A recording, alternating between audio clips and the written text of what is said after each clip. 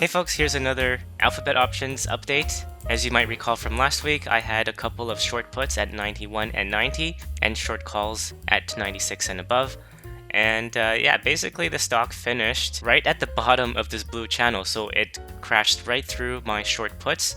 This blue line here represents last Friday. So I basically bought 200 more shares at the average price of 90.5. So I made a couple $100 in premiums, got assigned 200 shares, and now I'm back at 500 shares of Alphabet. But the good news is my average cost per share dropped from 98 to 95. And then Alphabet closed the week at 89.13. So that does represent a drop from the previous week, about $2,200, but I am at least still above the zero line. The last time I held 500 shares and Alphabet was in the high 80s was over here. That was week 25. And back then it was this one over here. I was down $3,400. So at least I'm $5,000 better than where I was the last time we were here. Annualized ROI is down to 20%. Of course, ideally, I want this to be at 50, which is the yellow line. So I'm basically playing catch up right now. Now, what do I want to do for this week? Well, I mean, the stock itself is looking fairly weak,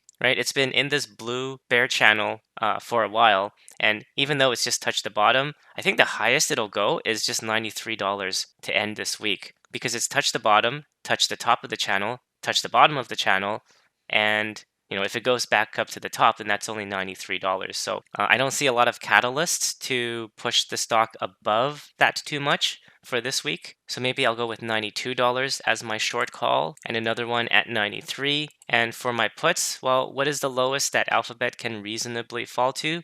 Since the bottom of this blue channel has been holding on quite nicely, I'm going to say right here at 86.8, so about $87. So I'll sell puts at 87 and calls at 92 and maybe 93. Let's take a look at the option chain for Alphabet expiring this Friday, which is 4 days away. Today is Monday, as usual. So maybe I'll start with the calls this time, 92, 93 calls. So 92, that's $42, and then 93, $23. So maybe I will do two quantities of these. So basically I'm selling two 92 calls and two 93 calls. Let's go with 67 for now. And then for the puts, 87, so that's 32. I'm actually going to sell a spread because I don't want to buy another 100 shares at 87 if the stock continues to fall lower than that. So by selling a spread, I at least limit my downside to $100 minus whatever credit I'm going to get. So maybe I'll sell 3 of these spreads here.